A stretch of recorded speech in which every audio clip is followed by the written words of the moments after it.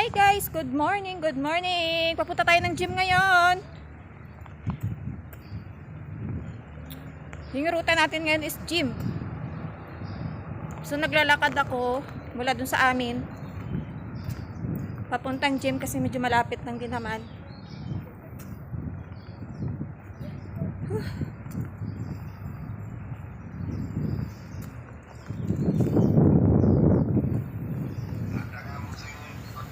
Si ate andun na, naghihintay na yun dun.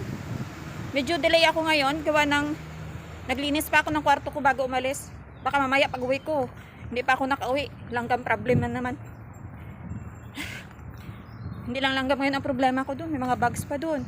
Mosquito. Tapos yung mga parang maliliit na insects. Ayan ako. Hirayaan mo na. Pakasura lang intindihin eh. Pero nag-spray ako kagabi, kahapon ng umaga, tapos ng gabi. Tapos yung kwarto ko, ni-spray ko rin bago matulog kagabi. Tapos kayong umaga, nag-spray ako ulit ng bleach at saka yung pang insect nga spray.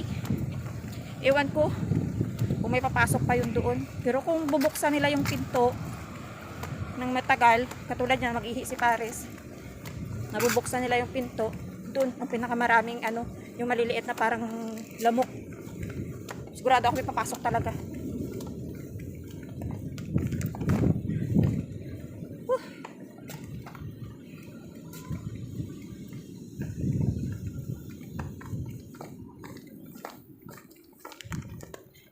Lapit na tayo. Umikot ako eh.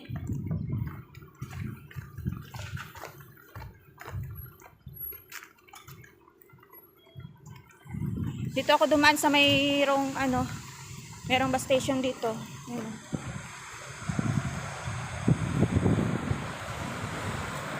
Ito yan yung bus station dito sa amin na pwede kang sumakay papuntang Jungnam Station.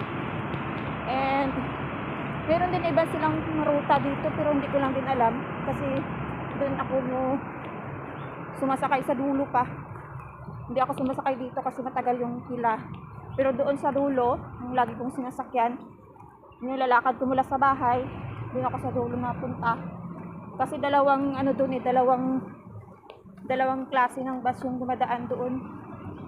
Yung galing sa hindi ko alam, basta may dalawang bus yun eh. Yung isa galing dito, tapos yung isa galing doon sa kabila. Sige, bye-bye! See you later!